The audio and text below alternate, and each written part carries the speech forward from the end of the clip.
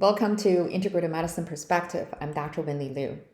When I talk about plant-based diets, one question that comes up frequently is that why not 100% plant-based, like a vegan diet? Wouldn't that be the best diet of all?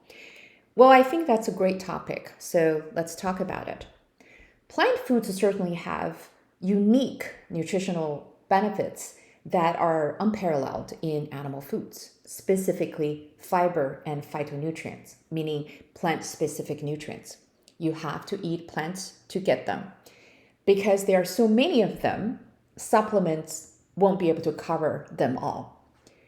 In addition to fiber and phytonutrients, some vitamins and minerals are far more readily available in plant foods than in animal foods. For instance, folic acid, vitamin C, vitamin K, magnesium, potassium. So the nutritional benefits of plant foods are indisputable.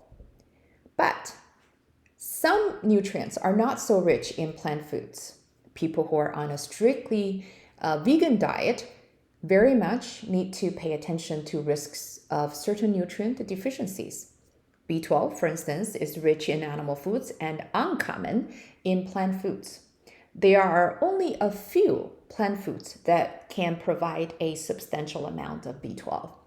Tempeh, for instance, a type of fermented soy food. 1 cup can provide close to 10% of the daily recommended B12 intake for adults. But eating 10 cups of tempeh certainly is not a reasonable idea. 50 grams of dried shiitake mushroom caps can meet 100% of the B12 requirement daily. That is roughly about 1/3 cup of dried mushroom caps. Again, that may be too much of a lifestyle change for a lot of people. Finally, purple seaweed has a great amount of B12. Just 4 grams of dried purple seaweed daily can satisfy 100% of the B12 requirement. Now, that is a doable choice. Some green seaweeds also have a good amount of B12, but B12 content varies significantly among seaweeds. One possible reason could be the bacteria environment in which seaweeds are grown, because they obtain their B12 from bacteria. They don't make B12 themselves. Another important factor that makes obtaining B12 not so convenient for vegan vegetarians is that most of our food labels do not provide information on natural B12 content. B12 certainly is not the only nutrient that plant foods are not rich in.